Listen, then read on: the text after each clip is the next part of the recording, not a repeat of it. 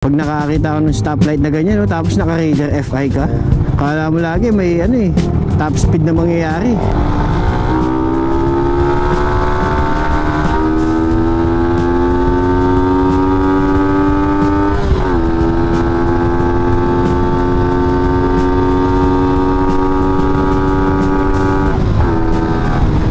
Grabe to! Woo! 4th gear, umabot ng 120. Nasa 5th gear ka, tapos hindi maganda yung RPM na nakuha mo, tapos magsiship ka ng 6th gear, hindi niya makukuha yung top speed. Kaya para sa akin mga boss, kahit 2025 na, hindi pa rin mapag-iiwanan tong Raider FI.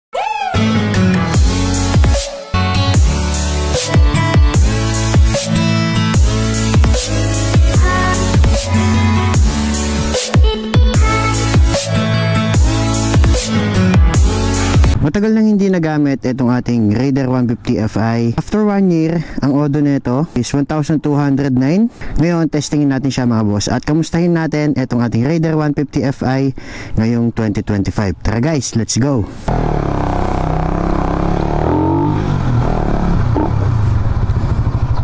Grabe, pag talaga matagal kang hindi nagmotor, ang pinaka the best na gamitin mong motor talaga is Raider 150 FI.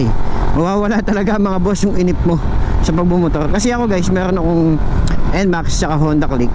Kadalasan kasi kapag yun yung palaging ginagamit ko, dumadating yung time na naiinip na ako.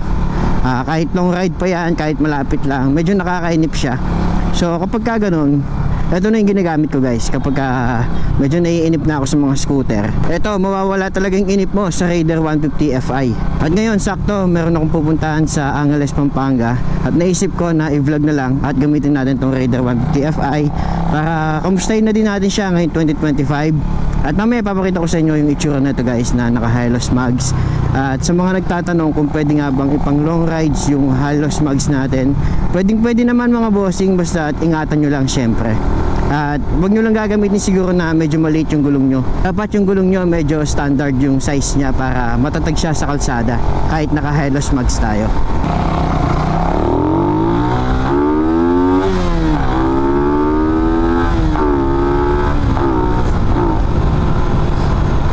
Woo! Grabe, sarap sa tenga na itong Raider. Tsaka dapat matatag yung hawak mo dito. Dapat malakas yung kapit mo sa manubela. Kasi kada cambio mo talagang may speed talaga to guys. Lakas talaga, kahit all stock. Itong Raider pala natin, 1 year and 2 months na siya.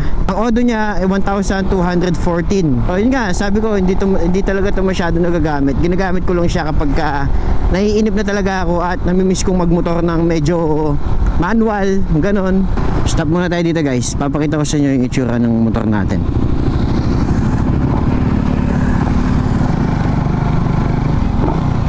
Dito na lang tayo. Ito na ngayon ang itsura ng ating Raider 150 FI. So naka Hylos mags tayo mga bossing. Tapos medyo maliit lang yung gulong kasi hindi naman to pang long rides, pang daily lang. Tapos ano pa ba, nagpalit tayo ng Arm Premium compact side mirror.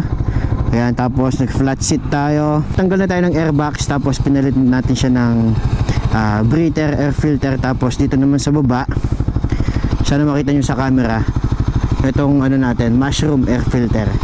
So ito na mga boss, overall ang itsura na itong ating Raider 150 FI ngayon 2025 mga bossing. After 1 year, yan pa lang yung napalitan natin. Dapat magsiswing arm tayo ng plus 2, kaya lang hindi ko na napalitan mga boss.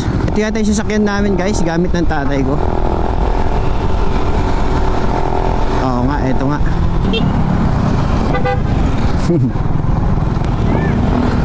Bye bye. Bye bye. Alam nyo ba, may mga nababasa akong comment tungkol sa Raider 150 FI na napag-iwanan na daw to, lalo na sa mga bagong nilabas na motorcycle ngayon. Pero para sa akin naman, depende na lang talaga yan sa rider sa gumagamit, kung paano niya titignan yung motor niya. Ako guys, para sa akin ngayong 2025, sobrang solid pa din itong ating Raider 150 FI. Kasi isipin nyo guys, no, lahat na lang ng motor upgraded na. May ABS, keyless. Eto, wala pang ina-upgrade pero namamayagpag pa din sa market sa underbone category. Grabe guys, no? Iba talaga yung Raider 150 Fi na Suzuki. Ikukumpara natin siya sa Sniper at Winner X. Talaga namang napakaganda din ng dalawang motor na yon. Pero iba talaga yung look guys ng Raider 150 Fi. Yung tipong mapapatingin ka na sa bagong Sniper, sa bagong Winner X. Pero ito talagang mapapatingin ka din talaga. Partido pa yun guys 2025 na, wala pa ring upgrade itong Raider 150 Fi. Magmula nung nilabas yung Fi nung 2017, ganito pa din. Kulay lang yung pinapalitan. Dapat nga ibibenta ko na to guys kasi hindi ko siya magamit ng may angkas. Nagagamit ko siya, kaya lang medyo mahirap kahit malapit lang yung pupuntahan mo.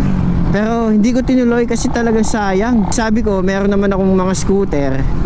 So kapag ako mag-isa, ito na lang din yung gagamitin ko. Kasi iba yung ano nito iba yung pakiramdam kapag ginagamit mo siya. Iba yung feeling mo poging-pogi ka guys kahit medyo mahirap siyang gamitin. Kahit madami kang bitbit, is pogi lang. Mamaya may mga bibilin tayo, papakita ko sa inyo mga boss. Andito na tayo sa Marquee Mall, Angeles City, Pampanga. Sa mga di nakakaalam mga boss, taga Mexico, Pampanga nga pala ako. Saan ba tayo dadaan? Dito na tayo naman. Pero ngayon, pag ako na lang mag-isa, ginagamit ko tong Raider ko. Komportable na ako. Huwag lang yung may angkas. Pag may angkas talaga, hindi ko talaga siya kayang gamitin. Hindi talaga komportable pag may angkas. Pag ako mag-isa, okay na siya, sanay na ako. Daming sasakyan ngayon Expect ko pa naman maluwag yung kalsada kasi holiday. Ikot kaya tayo sa Clark, Pampanga bago ako pumunta ng Angeles. Holiday naman ngayon para lang tayo namamasyal gamit tong ating Raider 150 Fi. Bumili nga pala ako ng bagong GoPro. Ito yung gamit ko sa helmet ko, itong GoPro Hero 13. At ito yung secondary camera natin, itong GoPro Hero 7.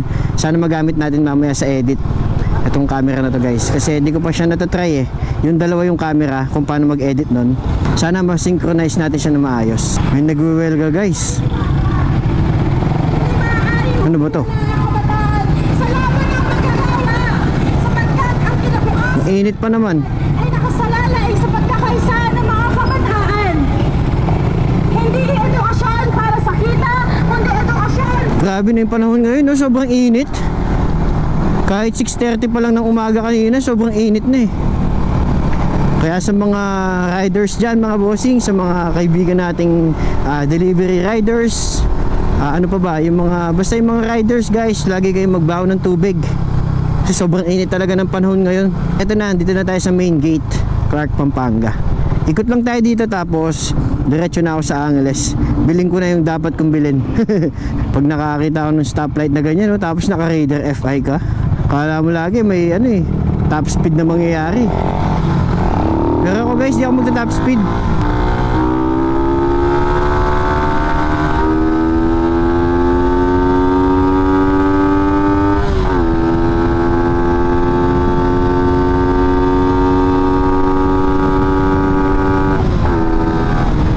Grabe to! Woo! Fourth gear, umabot ng 120. Solid. Fourth gear pa lang. Fourth gear pa lang, umaabot na ng 120. Sinenyasan ako ng gwardiya doon, di yata nakasinding headlight ko. Sorry bossing, ito sinindi ko na. Nakalimutan ko Paano pa kaya kung ito top speed mo talaga to? Kaya ako namamasyal-masyal ka lang tapos trip mo talaga magmotor. Guys, kung may Raider Fi kayo, grabe. Grabe yung ibibigay niyang kasiyahan sa inyo guys.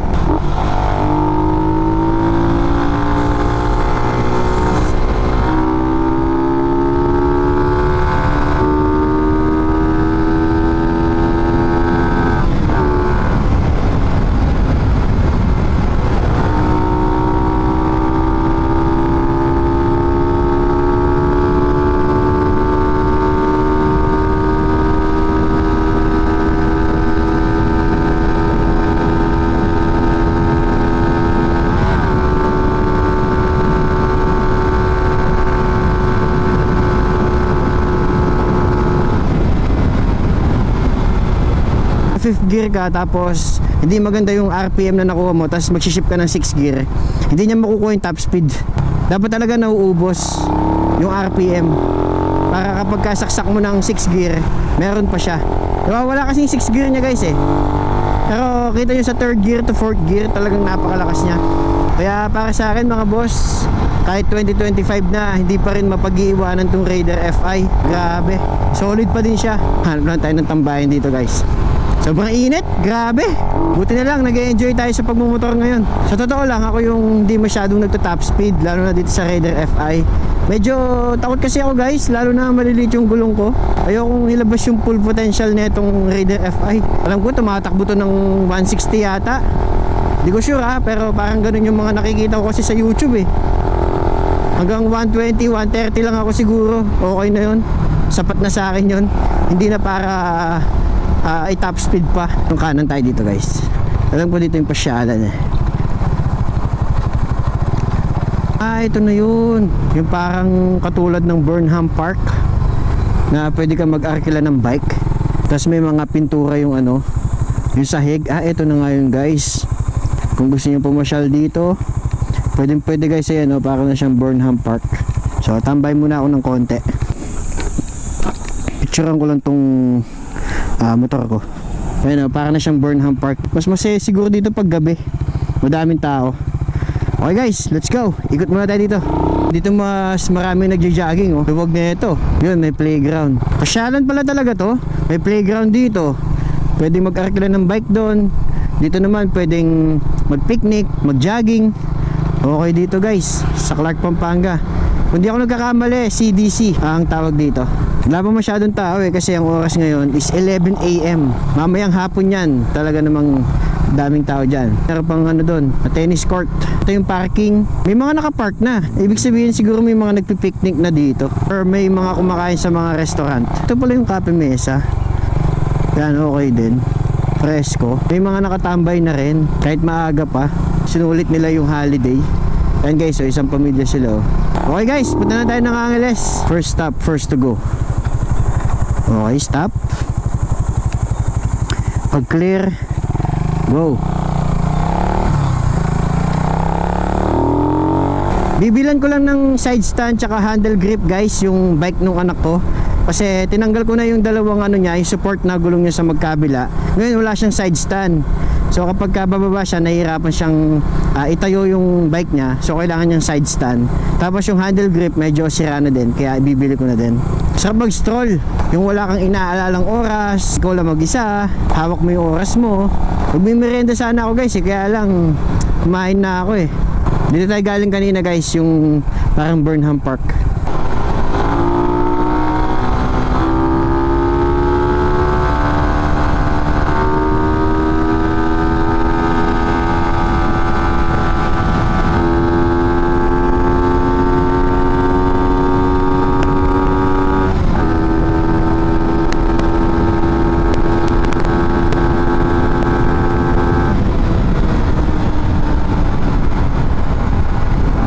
Palaban talaga yung Raider FI guys.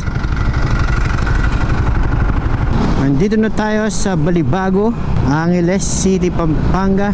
Malapit na dito mga boss yung ano eh, pinagbilan ko ng bike. Doon na lang din ako bibili ng mga pyesa para siguradong meron. Mamaya try natin, bili tayo ng mga pagkain pasalubong. So wala naman compartment itong Raider FI natin. Try natin guys kung madadala talaga natin at kung di tayo masyadong mahirapan. Kumbaga dito sa Raider talaga, sabi ko nga, tiis pogi talaga eh. Hindi katulad ng mga bagong motor ngayon, mga scooter, NMAX, Honda Click, MIUI 125, PCX. Pag may bibilin ka, napakalaki ng compartment eh, talagang komportable. Bakit nga ba marami pa din bumibili ng Raider 150 FI? Kahit ganito siya guys, no? Kahit walang upgrades, walang mga bagong features, walang compartment na malaki.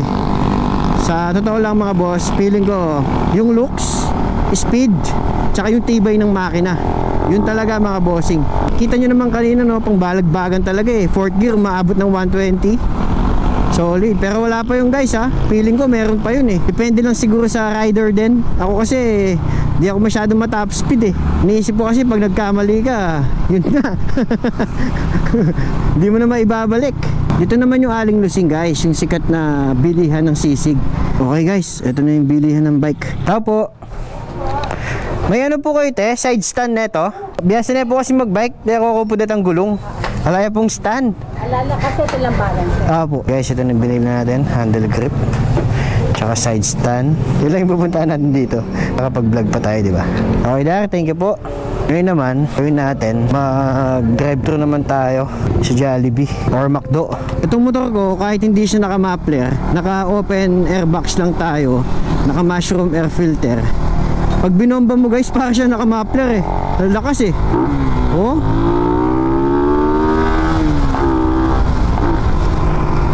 Ito na lang ako mag-drive-thru sa McDo.